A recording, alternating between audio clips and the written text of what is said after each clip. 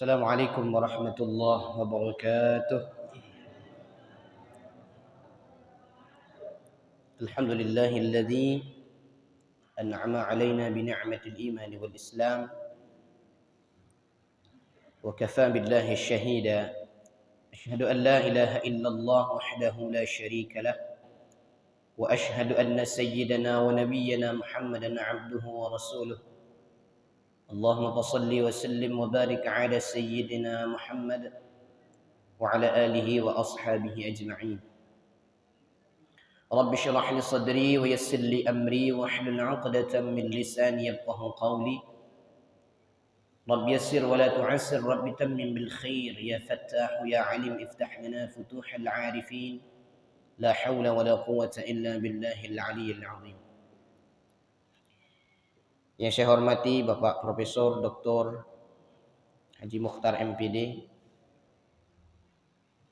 Kemudian yang kami hormati para bapak-bapak pengurus Masjid Al-Hasanah. Kemudian yang kami hormati para bapak-bapak, ibu-ibu, para santri dan santriwati Pondok Pesantren Ummahatul Mukminin Al-Hasanah yang insyaallah dimuliakan oleh Allah Subhanahu wa taala. Alhamdulillah, pada malam hari ini kita masih diberikan oleh Allah Subhanahu wa taala kesehatan dan kesempatan sehingga kita bisa melaksanakan ibadah kewajiban kita, yakni melaksanakan salat maghrib dan tadi berjamaah, dan dilanjutkan ini dengan pengajian kitab Al-Hikam.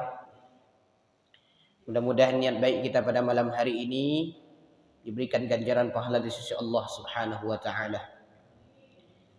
Sebagaimana biasanya sebelum kita mulai kajian, mari kita buka dulu dengan pembacaan Ummul Quran dengan bertawassul kepada pengarang kitab dan bertawassul kepada ulama-ulama kita yang lainnya. Al-Fatihah ala niyatis sahalah wal jamala fi kulli al-umuri ad-diniyah wad dunyawiyah wal ukhrawiyah ma'a tamamil inayah wa ila hadratin nabiyil mustafa Muhammadin sallallahu alaihi wasallam wa alihi wa azwajihi wa dhurriyyatihi ajma'in.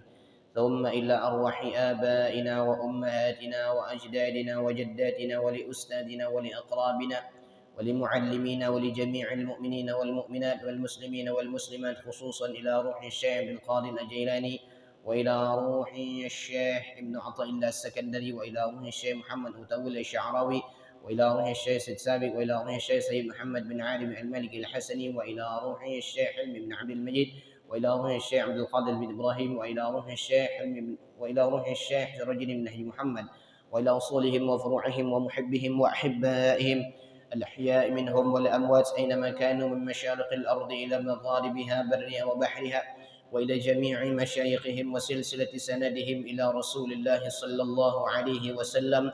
غفر الله ذنوبهم ونفعنا الله بعلومهم وأفاض علينا من بركاتهم وأنوارهم وأسرارهم في الدنيا والآخرة. شيء لله ولهم الفاتحة. أعوذ بالله من الشيطان الرجيم. بسم الله الرحمن الرحيم. الحمد لله رب العالمين الرحمن الرحيم مالك يوم الدين إياك نعبد وإياك نستعين اهدنا الصراط المستقيم صراط الذين أنعمت عليهم غير المغضوب عليهم ولا الضالين آمين. قال المصنف رحمه الله تعالى ونفعنا بعلومه في الدارين.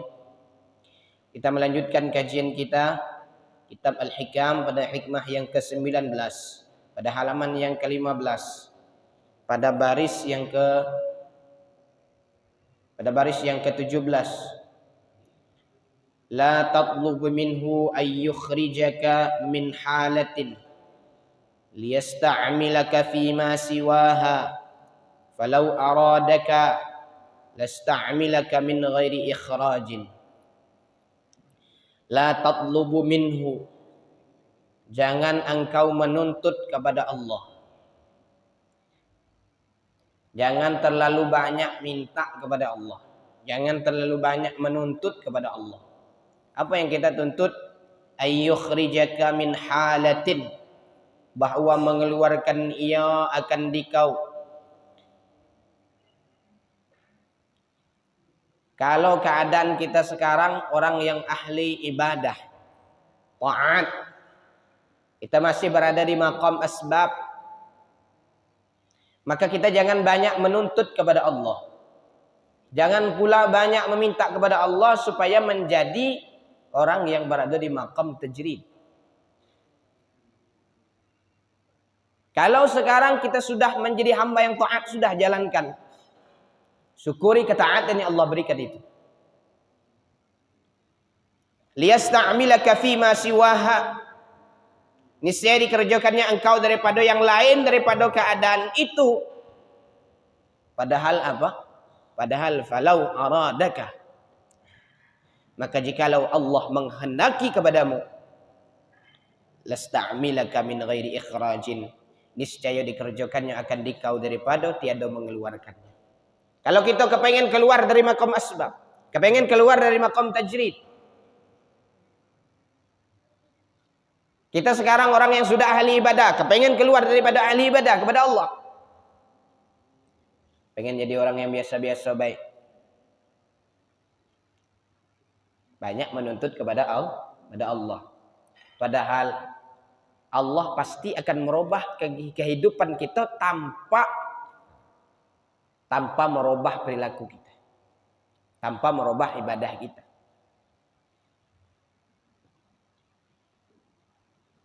Kita berkeyakinan bahwa misalnya dengan banyak harta kita menjadi sedekah misal. Kan gitu. Tapi bisa jadi orang yang dalam keadaan miskin juga bisa jadi banyak sedekahnya. Maka jangan terlalu banyak nuntut, la tatlubu minhu, jangan terlalu banyak menuntut kepada Allah Subhanahu wa taala.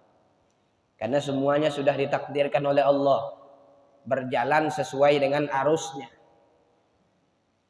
Wa khalaqa kulla syai', dan Allah menciptakan segala sesuatu. Segala sesuatu di dunia ini Allah ciptakan, tetapi bukan hanya itu. Apa saja yang Allah berikan daripada ciptaannya itu faqaddarahu taqdira. Dan Allah telah mentakar dan Allah telah mentakdir sesuatu itu sesuai dengan kehendak Allah Subhanahu wa taala, berjalan sesuai dengan alurnya. Kalau sekarang kita miskin, sudah jangan banyak tuntutan. Kalau sekarang kita ini orang yang kaya, sudah jangan terlalu banyak tuntutan, jalani saja. Kalau sekarang kita ini taat, jalani saja ketaatan itu. Orang yang terlalu banyak menuntut kepada Allah Subhanahu wa taala, maka bisa jadi dia menjadi orang yang celaka. Kenapa? Karena terlalu banyak menuntut kepada Allah Subhanahu wa taala. Dulu ada orang yang kepengen apa? Lau annani taraktu kullal asbab wa a'taitu kulla yawmin raghifaini yuridu dzalika ay yastari'a min ta'bil asbab. Jikalau Allah Subhanahu wa taala memberikan aku setiap hari 2 potong roti, aku akan istirahat daripada pekerjaanku ini. Kepengen istirahat baik. Di rumah tidak ada ngapa-ngapain. Maka Allah pada saat itu mengabulkan doanya. Ya Allah, kalau Engkau berikan aku 2 potong roti setiap hari tanpa aku ada usaha, niscaya aku istirahat baik di rumah. Dan itu dikabulkan Allah. Dia ditangkap masuk penjara. Masuk penjara itu memang betul, Pak. Setiap hari dibagi 2 potong roti. Setiap hari dibagi 2 potong roti. Maka dia protes kepada Allah Subhanahu wa taala. Ya Allah, saya kan minta setiap hari dikasih 2 potong roti, tapi tidak masuk penjara. Maka terdengar suara. Entah dari mana suara itu, ini dikisahkan.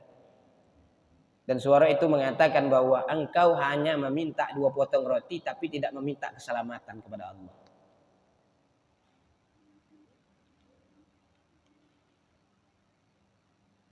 Makanya kalau kita kaya syukuri, kalau kita sehat syukuri, Segala yang ada pada diri kita ini syukuri. Karena segala yang Allah berikan itu semuanya nikmat. Baik yang enak maupun yang tidak enak itu nikmat.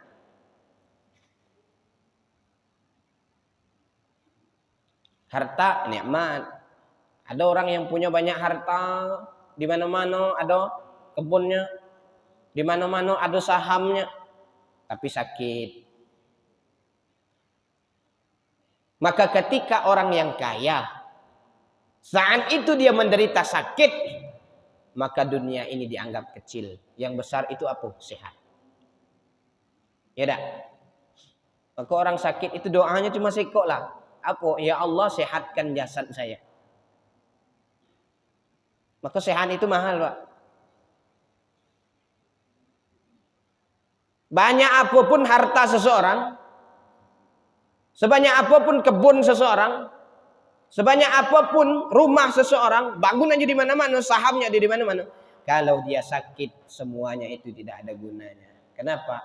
Karena harta yang paling berharga dalam dirinya adalah sehat. Maka jangan lupa kita doa, Allahumma inna nas'alukal afwa wal afiyah wal mu'afatat daimah fid din wad dunya wal akhirah. Allahumma inna nas'aluka al-afaf wal ghina. Itu minta kita. Bahwasanya apabila ada seorang itu atas sesuatu hal yang tiada muwafaqah kehendaknya, adalah ia ta'alluqnya pada agama atau pada dunia, umpamanya telah mendirikan Allah Ta'ala akan dikau dalam maqam ibadah dan maqam mujahadah. Maka jangan engkau menuntut keluar daripada yang demikian itu kepada maqam yang terlebih tinggi daripadanya, seperti maqam ubudiyah dan maqam musyahadah. Ini kalau kita cerita maqamat, ini banyak sekali tingkatan-tingkatannya. Ada mujahadah, ada musyahadah, ada ma'rifah, ada muraqabah.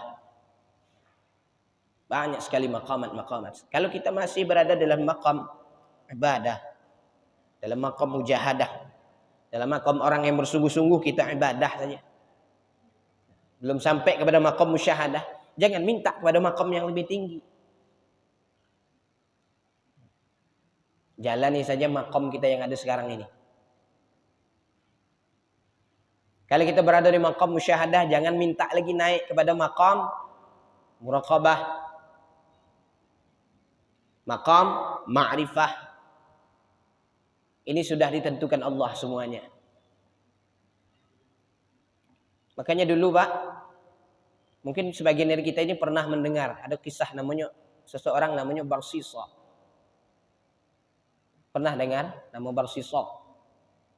Ini diceritakan oleh Syekh Ahmad bin Syekh Al-Fashani dalam kitab Al-Majalisus Saniyah. Padahal dia ini adalah orang yang ahli ibadah taat. Berapa lama dia ini ibadah? Dia ini ibadah selama 220 tahun. Ibadahnya.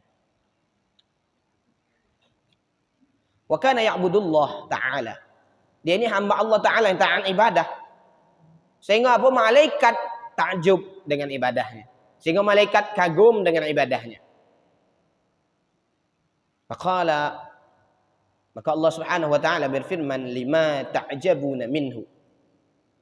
Mengapa kalian itu takjub? Mengapa kalian itu kagum dengan Barsisa ini? Inni a'lamu ma la ta'lamuna fi 'ilmi annahu yukfaru wa yudkhilul nar.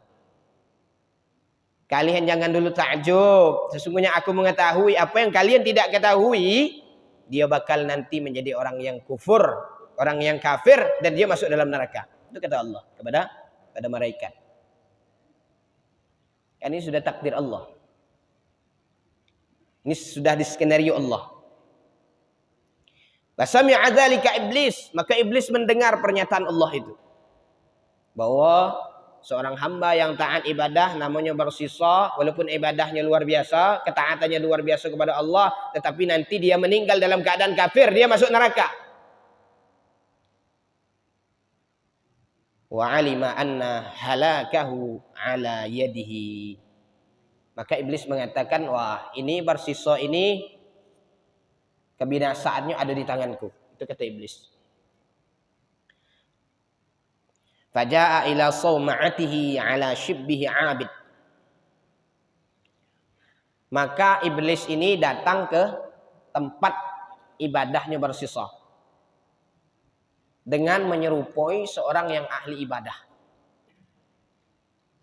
Betul-betul taat. Jadi iblis itu bisa menyerupai siapapun, Bu. Menyerupai saya bisa, menyerupai bapak ibu bisa, dalam bentuk apapun, baik bentuk preman bisa, bentuk kiai bisa. Itu iblis. Cuma satu yang tidak bisa, siapa? Bentuk Rasulullah, tidak bisa dia menyerupainya. Maka kalau ada orang yang mimpi bertemu dengan Rasulullah, maka mimpi itu benar, karena iblis tidak bisa menyerupai Rasulullah.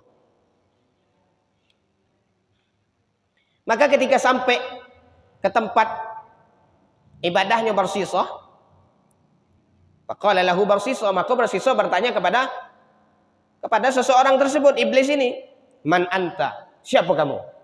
Wa ma turid, apa yang kau inginkan? Apa kata iblis? Ana abidun. Saya ni seorang hamba, seorang ahli ibadah. Aku nu'aunan laka ala ibadatillahi ta'ala. Aku ini pengen ibadah kepada Allah Subhanahu wa ta'ala. Maka kata bersisa, siapa yang ingin ibadah kepada Allah Subhanahu wa ta'ala, maka cukuplah bagi dia untuk taat kepada Allah Subhanahu wa ta'ala. Maqama iblis laknatullah. Maka iblis laknatullah pun bangun, bangkit dia. Ya'budullaha thalathata ayyamin. Dia beribadah kepada Allah selama 3 hari di tempat ibadahnya bersisa ini. Cuma iblis ini ketika ibadah di tempat ibadahnya bersisa, lam yanam, dia tidak tidur selama 3 hari. Lam yakul, dia tidak makan selama 3 hari.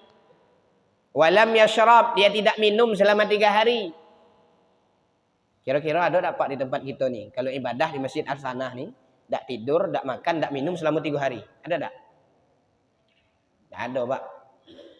Jangankan ibadah, kita pengajian sambil makan juga ya tak? Sambil minum juga. Apalagi nak ibadah masjid ini, tak ada makan, tak ada minum. Ini iblis luar biasa. Itu kekuatan iblis tuh. Tak makan, tak tidur, tak minum selama 3 hari ketika ibadah kepada Allah. Tipu daya iblis ini luar biasa. Makanya kalau ada bisikan dari hati, itu belum tentu benar. Karena khawatir ini ada 2. Bisa yang sifatnya baik, bisa yang sifatnya jelek juga.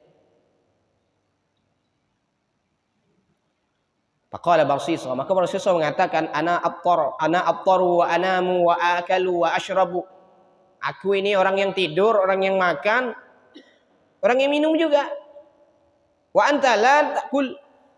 Sedangkan engkau tidak makan. Wa inni abadtullah ta'ala 220 sanah. Sedangkan aku ini beribadah kepada Allah 220 tahun. Tetapi aku tidak bisa meninggalkan yang namanya makan, tidak bisa meninggalkan yang namanya tidur, tidak bisa meninggalkan yang namanya minum. Sudah ibadah makan, sudah ibadah minum, sudah ibadah tidur. Wala aqdaru ala tarkil akli wasyurbi. Aku tidak bisa meninggalkan makan, tidak bisa meninggalkan minum. Pamahilati, ini di sini permintaannya. Pamahilati asiru mithlaka hatta asira mithlaka. Bagaimana caranya supaya aku bisa sama ibadahnya dengan engkau? Di sini baru masuk tipu daya iblis. Apa kata iblis?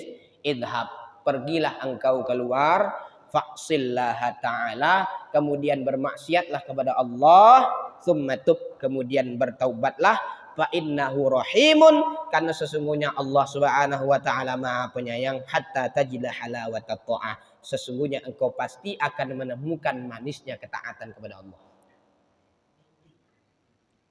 Jadi iblis itu diumpannya dulu, Pak. Sudah melihat ibadahnya, taatnya luar biasa iblis ini, baru tergoda bagaimana caranya supaya ibadah seperti engkau. Caranya maksiat dulu kepada Allah. Setelah buat maksiat, bertaubat. Setelah bertaubat, barulah merasakan namanya yang manisnya ketaatan. Itu kata iblis. Nah, ini hebat perangkap iblis. Maka bersisa mengatakan, kaifa aksihi ba'da an abadtuhu. Bagaimana aku ini bermaksiat kepada Allah setelah aku ibadah kepada Allah. Aku sudah ibadah 220 tahun, kemudian aku disuruh untuk berbuat maksiat. Kalau bahasa kami seberang Pak, tekenya. Tahu tekenya Pak? Lah ibadah 220 tahun, disuruh maksiat sekali, tekenya 220 tahun. Tidak ada pahalanya lagi, hilang. Faqala iblis, maka iblis mengatakan al-insan idza aznaba yahtaju ilal maghfirah. Manusia apabila dia berdosa pasti membutuhkan ampunan. Wah, ini kata iblis. Sudahlah, manusia itu kalau berdosa pasti membutuhkan ampunan. Minta ampun dengan Allah, taubat dengan Allah. Sudah selesai itu. Karena Allah apa? Fa innahu rahim. Karena Allah Maha penyayang. Maka tergugahlah, tergoda hati bersisa.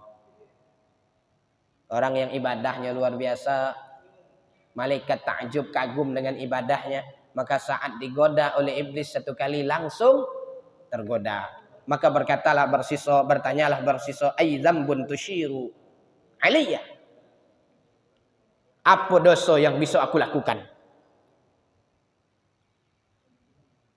Maka apa kata iblis? Az-zina. Zina belah. Apa kata bersisa? La af'alu. Aku tidak mau melakukan zina itu. Zina itu dosanya besar. Bahkan untuk menghilangkan dosa zina itu dengan apa? Dengan cambuk. Dalam Quran disebutkan az-zaniyatu waz-zani fajlidu kulla wahidin minhuma mi'atal jaldah. Ini kalau untuk bujangan atau gadis. Kalau untuk orang yang sudah menikah, kalau dia berzina, maka difarujima alaih, maka dirajam sampai mati. Itu hukum syariatnya. Tapi di tempat kita ini kan tidak ada hukum itu. Maka tidak mau melakukan karena dosa besar.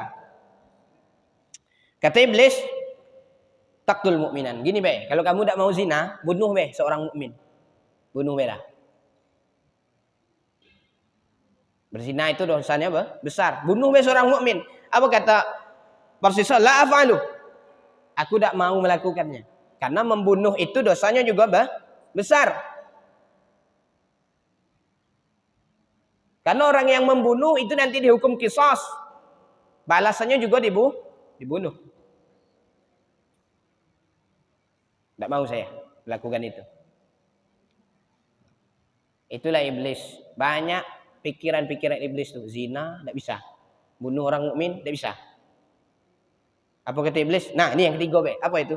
Tashrabu muskir. Tashrabu muskiran. Kamu minum arak melah. Mabuk-mabukan melah. Itu yang paling ringan. Fa innahu ahwan. Karena itu yang paling ringan. Kenapa paling ringan? Wa khassamakallahu wahdah. Dan engkau juga menghadapi Allah sendirian Allah tu. Tak ramai dah. Tak ngajak orang. Maka disetujui oleh bersisa. Maka bersisa bertanya kepada iblis, aina ajidhu? Di mana aku mendapatkan arak ini? Di mana aku mendapatkan cap macannya? Mendapatkan topi miring kalau model-model zaman dulu. Kalau orang-orang dulu sebelum kita ini orang-orang tua apa? Tua. Mana aku dapat tuanya nih? Nah, itu ditanya oleh bersisa ini. Maka apa kata iblis? Idhab ila qaryati kadza. Pergilah kamu ke suatu kampung itu. Ditunjukkan oleh iblis kampungnya di sana. Di sana. Ditunjukkan. Ini jalannya. Fadhahaba. Bersisa pun pergi. Fara'a imra'atan jamilah. Maka timbul, Pak. Di sini baru timbul fitnahnya. Fara'a imra'atan jamilah, dan dia melihat seorang perempuan yang cantik. Perempuan itu apa kerjanya? Fashtara minhal khamar. Perempuan itu kerjanya menjual khamar, menjual minum-minuman keras. Di sana ada perempuan, di sana ada khamar, ada minum-minuman keras. Dan dia bersisa langsung membeli khamar dengan perempuan itu, fasyariba wasakara, dan dia minum, setelah minum dia mabuk. Ini bahayanya minuman keras. Sudah minum langsung mabuk, wazina biha. Setelah mabuk tidak sadar lagi, pikiran entah kemana-mana, entah melayang-melayang kemana. Akhirnya perempuan yang menjual khamar itu dizinahnya. Na'udzubillah.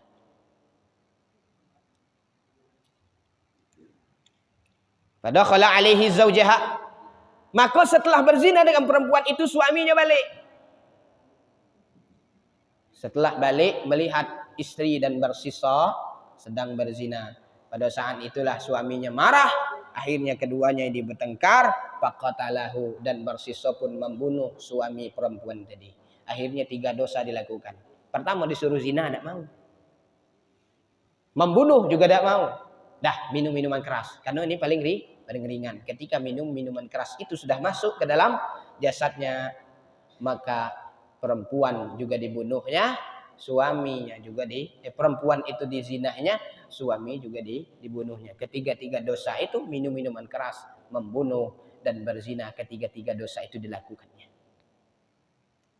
Tsumma inna iblisa tamsalu fi surati insanin. Kemudian iblis menyamar dengan wajah manusia yang lain. Menyamar jadi seorang polisi lah. Wasa'abihi ila sultan. Dan membawa bersisa itu kepada seorang sultan atau pemimpin. Dibawanya. Kenapa? Karena untuk menghakimi bersisa. Karena telah melakukan 3 perbuatan tadi. Fa'akhadahu, dan sultan pun menghukumnya. Wajildahu lil khamar 80 jaldah, dan dia dicambuk sebanyak 80 kali cambuk. Karena apa? Karena meminum khamar. Jadi orang yang minum khamar itu cambuknya 80 kali. Buka Qur'annya. Waliz zina mi'ata jaldah. Karena dia berzina, cambuk 100 kali. Wazaniyatu wazani fajlidu kulla wahidin minhuma mi'ata jaldah. 100 kali cambuknya.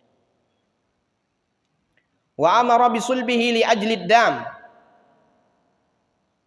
Dan dia diperintahkan untuk dibunuh karena telah membunuh orang. Biasa. Dicambuk 80 kali karena minum khamar, dicambuk 100 kali karena berzina, dan dibunuh karena membunuh yang lain, membunuh orang lain, membunuh manusia lain. Falamma salaba, ketika bersisa ini disalib. Falamma suliba, ketika bersisa ini disalib. Ja'a ilaihi iblis pitil kasurah. Maka datang lagi iblis dalam bentuk yang pertama tadi, dalam bentuk orang yang ahli ibadah tadi. Karena iblis ini kan bisa menyerupai siapapun. Yang kedua dalam bentuk dia menyerupai seorang polisi. Dibawanya ke seorang sultan. Kemudian balik lagi menyerupai seorang ahli ibadah yang sebelumnya datang kepada bersisa. Faqala kaifa tara halak. Dia bertanya, bagaimana keadaanmu?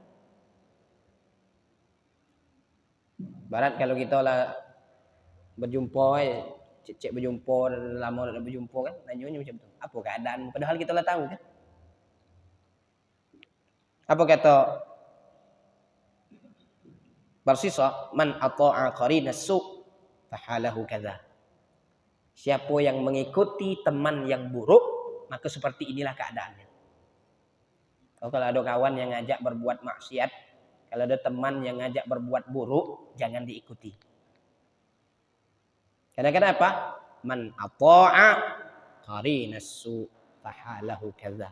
Siapa yang mengikuti teman yang buruk, seperti inilah keadaannya. Disalib, digantung, ingin apa? Dijatuhkan hukuman bunuh karena telah membunuh orang. Faqala iblis, maka iblis mengatakan kunta fi ibadatika mi'ataini wa 'ishrina sanah. Dulu engkau ibadah kepada Allah selama 220 tahun. Hatta salabtaka, sehingga engkau disalib. Falau aradta anzaltaka, jikalau engkau menginginkan, aku bisa menyelamatkanmu. Falau aradta anzaltuka, jikalau engkau ingin, aku bisa menyelamatkanmu. Maka kata Barsisa, kalau engkau bisa menyelamatkanku, maka aku akan ikut apa yang engkau omongkan.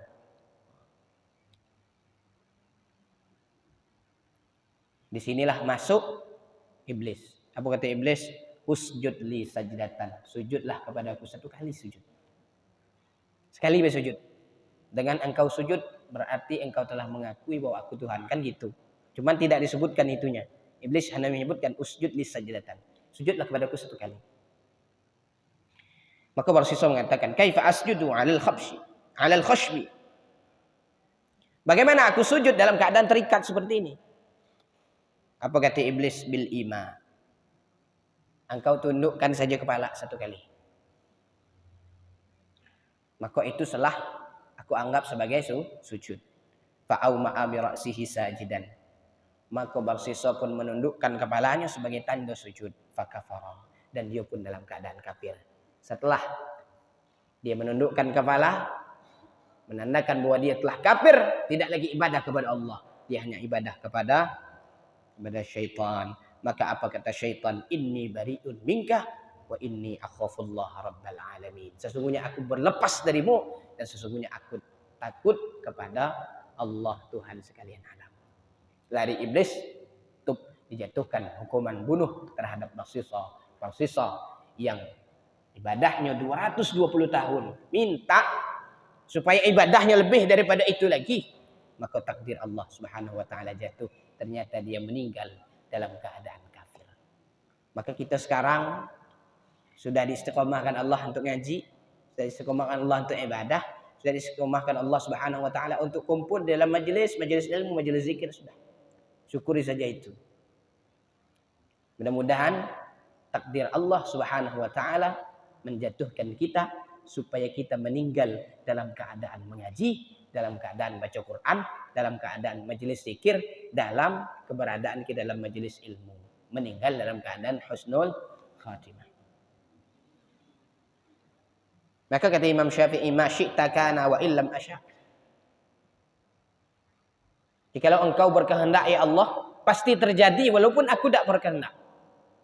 Aku tak menginginkan. Wa ma syi'tu illam tasya' lam yakun. Dan apa yang aku inginkan, apa yang aku kehendaki itu tidak bakal terjadi jikalau engkau tidak berkehendak. Maka semua takdir itu hanya kepada Allah Subhanahu wa taala.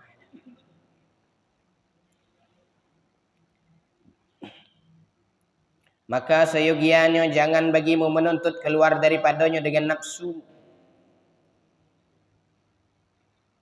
Permintaan kita terhadap sesuatu itu, jangan sampai kita minta itu dengan nafsunya. Dan adalah yang demikian itu memindahkan hukum waktunya dan hendaklah mengadukan yang lain daripada yang telah dinyatakan Allah Ta'ala akan dia seperti yang telah tersebut dahulu. Dan telah menceritakan setengah mereka itu bahwa adalah ia berkata bahwa gemar aku jikalau aku meninggalkan asbab dan diberi aku tiap-tiap hari 2 keping roti. Nah, ini sudah diceritakan tadi.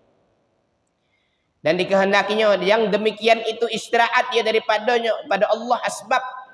Maka dipenjara aku dan ada penjara itu didatangkan bagiku pada tiap-tiap hari 2 keping roti.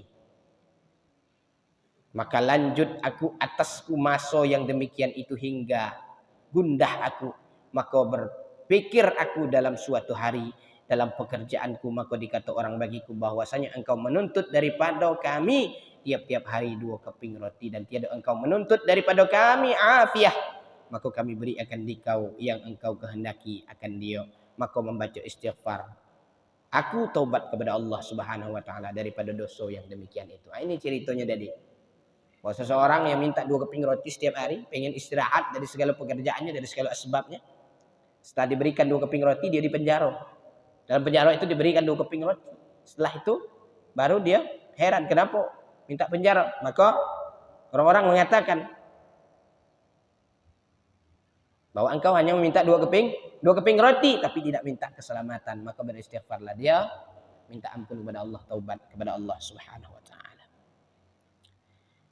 Dan hendaklah engkau beradab dengan adab ini. Hai orang mukmin, jangan engkau menuntut akan keluar daripada suatu pekerjaan dan masuk engkau pada yang lain apabila ada barang yang engkau dalamnya itu daripada yang muwafaqah bagi hukum syarak, maka bahwasanya demikian itu daripada sejahat-jahatnya adab serta Allah Subhanahu wa taala. Hendaklah sabar, maka jangan engkau menuntut akan keluar dengan nafsumu. Kita sudah istiqomah ngaji ini. Sudah, jangan banyak tuntutan lagi. Syukur saja kepada Allah. Ini kita nih kumpul-kumpul, udah ada 40 orang. Ini kalau ada yang berdoa, diaminkan, ini ijabah. Mustajab doanya. Ada majikan, dulu majikan punya budak. Budak ini setiap hari dimarahi, disiksa. Karena majikannya ini sering marah-marah, sering menyiksa budaknya. Suatu ketika dia suruh ke pasar, suruh beli sayur-sayuran, dikasih duit. Sampai di pasar tidak ada sedikit pun orang. Di pasar itu tutup semua toko-tokonya. Padahal hari sudah mau siang. Tapi pasar masih tutup, belum buka. Maka bertanyalah dia kepada seseorang, kenapa pasar ini tutup? Hari inilah siang, tidak ada yang buka. Maka orang itu mengatakan, orang yang ada di pasar ini semuanya mengaji kepada Syekh Mansur.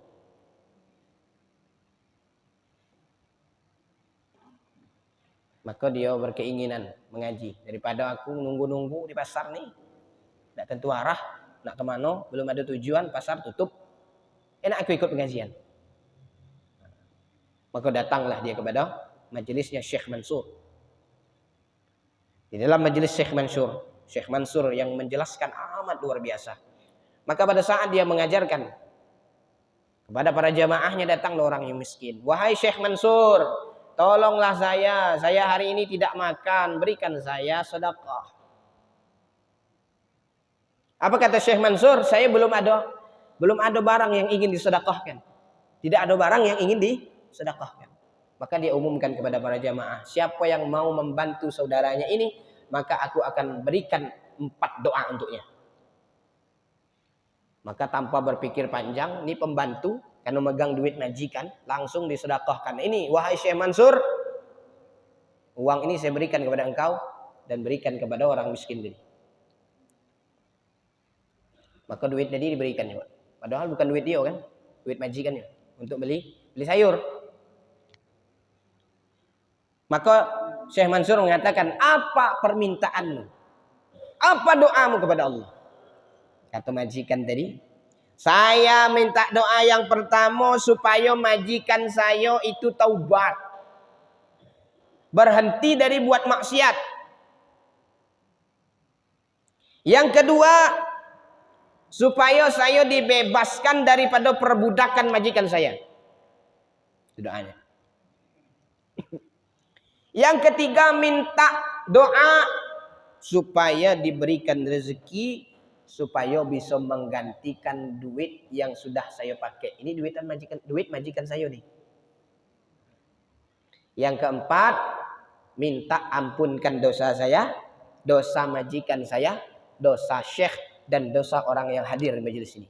Itu mintanya, Pak. Karena kata Syekh Mansur, 4 permintaan itu langsung dipanjatkan doanya. Maka langsung didoakan oleh Syekh Mansur. Setelah itu semua majelis pun bubar, balik semuanya ke tempat masing-masing, pasar pun buka. Datang ke pasar, pasar buka, duit tidak ada lagi. Bakal balik kena marahi kok. Duit dibagi majikan, tapi tidak dibelikan sayur. Balik. Balik dengan tangan kosong. Tidak ada bawa apapun.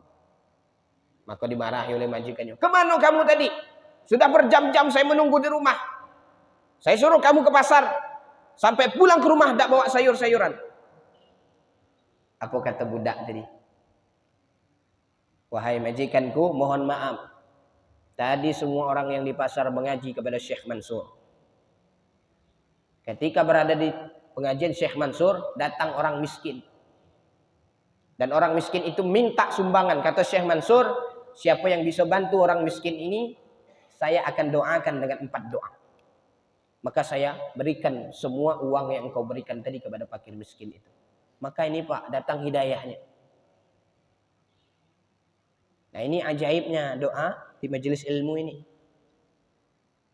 Maka penasaran, rasa penasaran ada di majikan tadi. Apa doa yang kau minta tadi?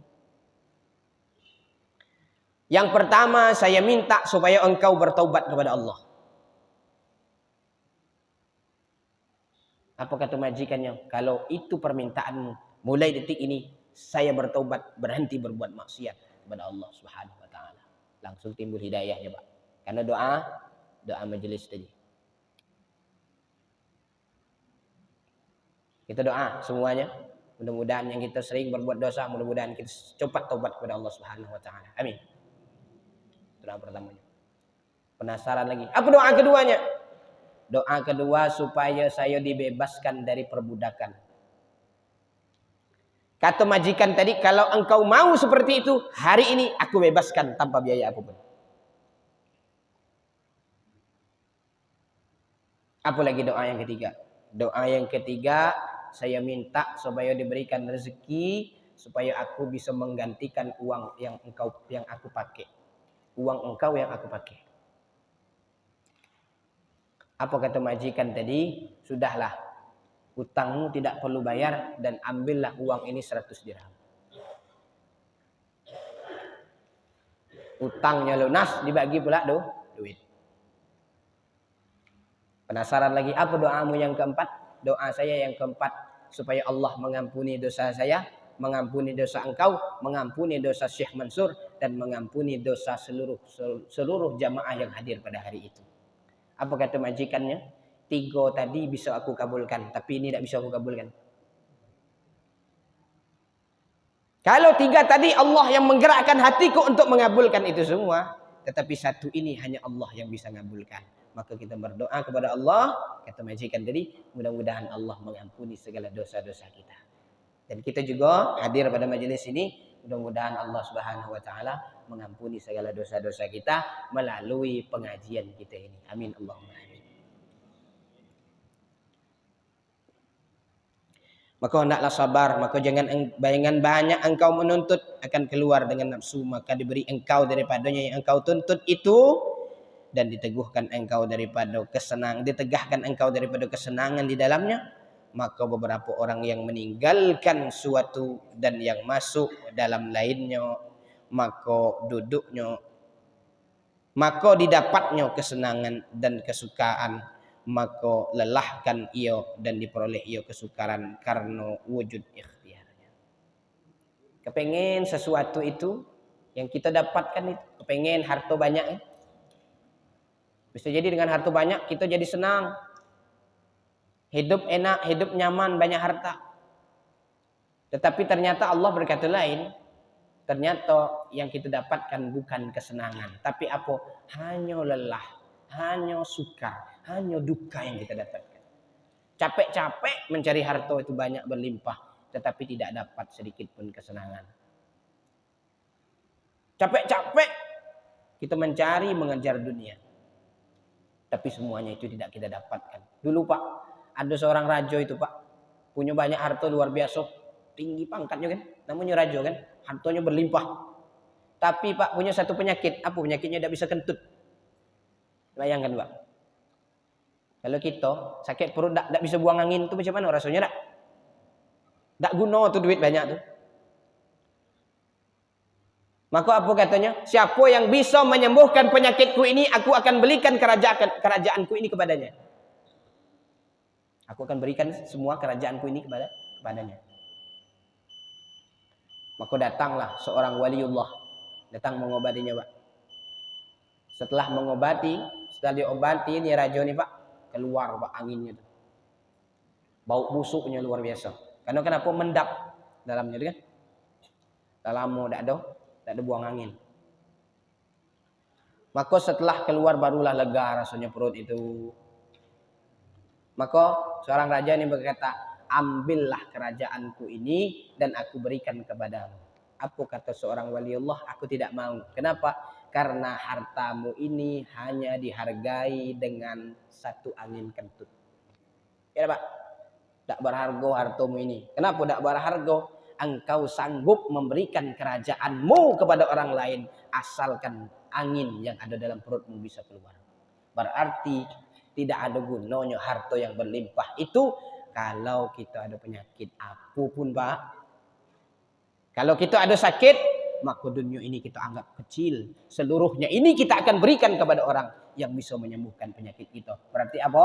Berarti harta yang kita punya itu tidak ada apa-apanya dibandingkan penyakit yang ada pada diri kita. Angin baik keluar, seluruh harta kita berikan, berarti harta kita itu tidak ada apa-apanya. Hanya bernilai dengan kentut. Wallahu a'lam bishawab. Insyaallah kita akan lanjutkan pengajian kita ini malam Rabu depan. Ada pertanyaan? Belum kita tutup. Kalau tidak ada, kita tutup pengajian kita ini. Insyaallah kita akan lanjutkan pada malam Rabu depan. Subhanakallahumma wa bihamdika asyhadu an la ilaha illa anta astaghfiruka wa atubu ilaik. Wassalamualaikum warahmatullahi wabarakatuh. Kita tutup dengan pembacaan doa. أعوذ بالله من الشيطان الرجيم بسم الله الرحمن الرحيم الحمد لله رب العالمين اللهم صل على سيدنا محمد وعلى آله وأصحابه أجمعين اللهم اغفر لنا ذنوبنا ولوالدينا وارحمهما كما ربيانا صغارا ولجميع المؤمنين والمؤمنات والمسلمين والمسلمات الأحياء منهم والأموات إنك على كل شيء قدير اللهم نور قلوبنا بنور هدايتك كما نورت السماوات والأرض أبدا أبدا برحمتك يا أرحم الراحمين اللهم زدنا علما وأحلقنا بالصالحين ربنا آتنا في الدنيا حسنة وفي الآخرة حسنة وقنا عذاب النار وصلى الله وسلم عليه والحمد لله رب العالمين تقبل الله منا ومنكم تقبل يا كريم.